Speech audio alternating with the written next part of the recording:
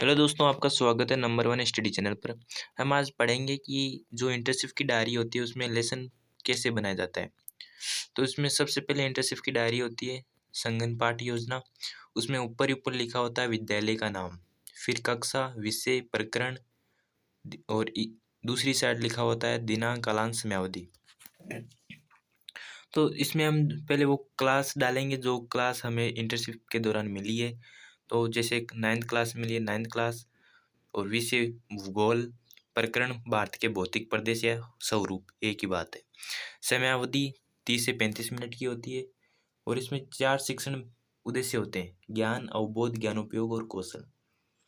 तो भारत के भौतिक प्रदेशों से संबंधित रिलेटेड इसमें लिखेंगे कि विद्यार्थी, ज्ञान में लिखेंगे विद्यार्थी भारत के भौतिक प्रदेशों का प्रत्यास्मरण कर सकेंगे। फिर अवबोध में लिखेंगे विद्यार्थी भारत के भौतिक प्रदेशों की व्याख्या एवं विश्लेषण कर सकेंगे। ज्ञानोपयोग में लिखेंगे विद्यार्थी भारत के भौतिक प्रदेशों से संबंधित विषय वस्तु की जानकारी प्राप्त कर सकेंगे। और फिर लिखेंगे कौशल में विद्यार्थी भारत के भौतिक प्रदेशों को मानचित्र पर प्रदर्शित कर सकेंगे। फिर नेक्स्ट पॉइंट आता है पूर्व ज्ञान। पूर्व ज्ञान में लिखेंगे कि विद्यार्थी भारत के भौतिक प्रदेशों के बारे में सामान्य जानकारी रखते हैं। इस प्रकार ये 4 पॉइंट हो जाते हैं: ज्ञान, अवबोध, ज्ञानोपयोग और कौशल। आपका अगर कोई दूसरा टॉपिक है, जैसे आपका टॉपिक भारत के भौतिक प्रदेशों के अलावा है जिसको मानचित्र की सहायता से नहीं दर्शाया जा सकता है, उसको मॉडल या तालिका के माध्यम से वैसे लिख सकते हैं हम। तो जिस प्रकार का आपका टॉपिक है उसी के अनुसार लिखा जाएगा। नेक्स्ट आता है प्रस्तावना प्रश्न आते हैं। इंटर्नशिप की जो डायरी होती है उसमें 4 प्रस्तावना प्रश्न पूछने होते हैं।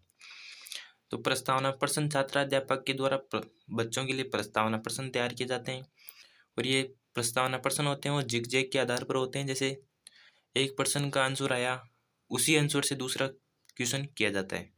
जैसे पहला क्वेश्चन है विश्व में सबसे बड़ा महाद्वीप कौन सा है, तो इसका आंसर होगा एशिया महाद्वीप। नेक्स्ट एशिया महाद्वीप से क्वेश्चन शुरू हुआ है, एशिया महाद्वीप के किस देश को सोने की चिड़िया कहते हैं, तो भारत। तो नेक्स्ट प्रश्न है भारत की विशालता के कारण यहाँ क्या पाई जाती है, भौगोलिक विभिन्नताएं।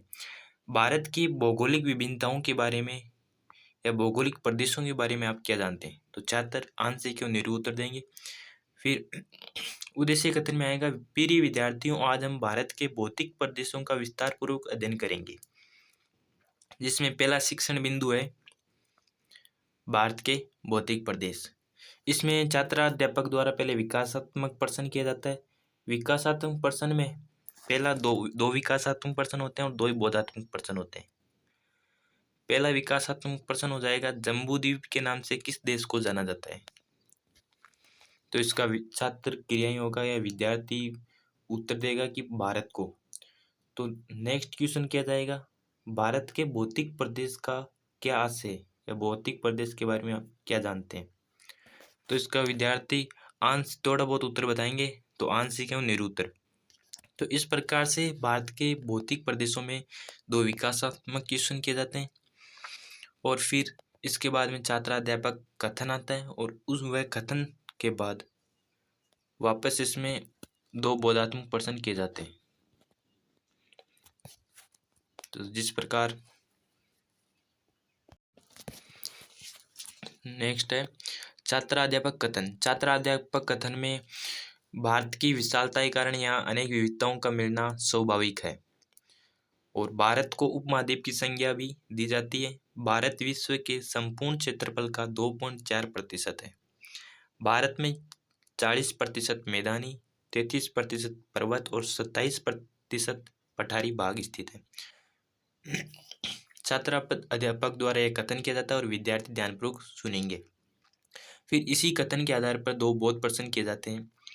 वो बोध प्रश्न है भारत की विशालता के कारण इसे कौन सी संज्ञा दी गई है, किस महाद्वीप की संज्ञा दी गई है, तो छात्र उत्तर देंगे भारत की विशालता के कारण इसको उपमहाद्वीप की संज्ञा दी गई है। फिर नेक्स्ट क्वेश्चन होता है भारत विश्व के कुल क्षेत्रफल का कितना प्रतिशत है, तो इसका उत्तर हो जाएगा 2.4% है। इसी प्रकार दो बोध प्रश्न हो गए। फिर आता है नेक्स्ट शिक्षण बिंदु। तो नेक्स्ट शिक्षण बिंदु है उत्तरी पर्वतीय प्रदेश। अब इसमें विकासात्मक प्रश्न किए जाते हैं। दो विकासात्मक प्रश्न होंगे। विश्व का सबसे ऊंचा पर्वत कौन सा है? तो छात्रों का आंसर होगा हिमालय। तो नेक्स्ट क्वेश्चन है हिमालय पर्वत भारत के किस ओर स्थित है? विस्तृत रूप से बताइए। तो छात्र बता देंगे कि उत्तर की ओर स्थित है और आंशिक उत्तर होगा छात्रों का।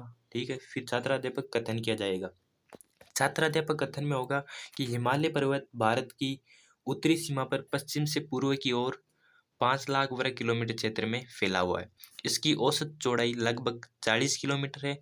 हिमालय को पर्वतों का राजा भी कहते हैं या पर्वतराज भी कहते हैं।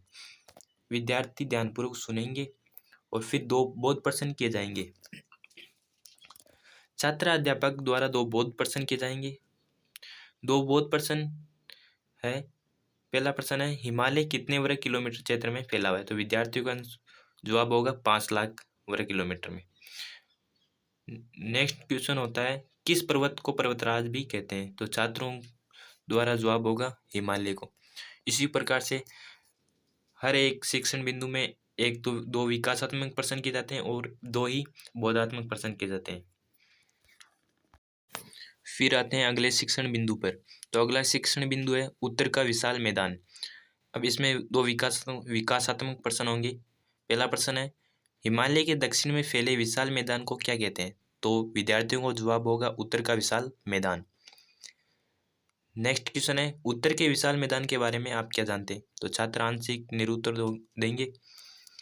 तो फिर छात्र अध्यापक द्वारा कथन किया जाएगा कि यह मैदान हिमालय पर्वत तथा प्रायद्वीपीय पठार के मध्य में स्थित है। मुख्यतः इसका निर्माण सिंधु, गंगा व ब्रह्मपुत्र नदियों के अवसादों के निक्षेपण से हुआ है। इसे गंगा व ब्रह्मपुत्र का मैदान भी कहते हैं। यह मैदान पूर्व से पश्चिम तक 3200 किलोमीटर लंबा व 150 से 300 किलोमीटर चौड़ाई में फैला हुआ है। इस कथन को छात्र या विद्यार्थी ध्यानपूर्वक सुनेंगे। ध्यानपूर्वक सुनने के बाद छात्र अध्यापक द्वारा विद्यार्थियों से बोधात्मक प्रश्न किए जाते हैं।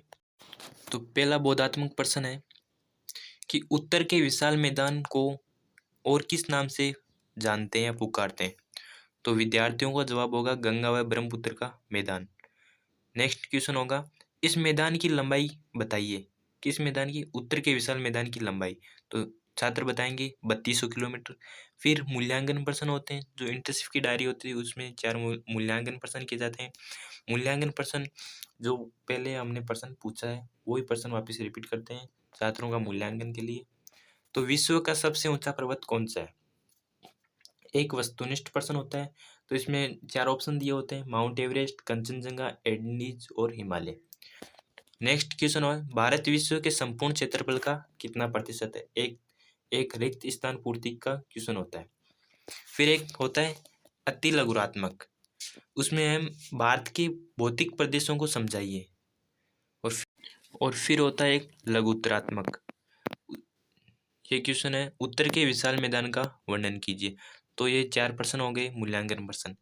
फिर एक प्रश्न दिया जाता है गृह कार्य के लिए। गृह कार्य के लिए प्रश्न है भारत के भौतिक प्रदेशों को मानचित्र की सहायता से स्पष्ट कीजिए। इस प्रकार से आपको इंटरशिप की डायरी बनानी होती है। उसमें इंटरशिप की डायरी में 3 शिक्षण बिंदु होते हैं और 3 बार ही 2-2 विकासात्मक प्रश्न होते हैं और 3 बार ही 2-2 बोधात्मक प्रश्न होते हैं और तीनों बार ही छात्र अध्यापक कथन किया जाता है। फिर ये 4 मूल्यांकन प्रश्न और एक निबंधात्मक प्रश्न पूछा जाता है जो गृह कार्य के रूप में होता है। इस प्रकार से आपकी इंटरशिप की डायरी आपको बनानी है। थैंक्स दोस्तों, वीडियो अच्छा लगा तो लाइक, शेयर और सब्सक्राइब करना ना भूलें। धन्यवाद।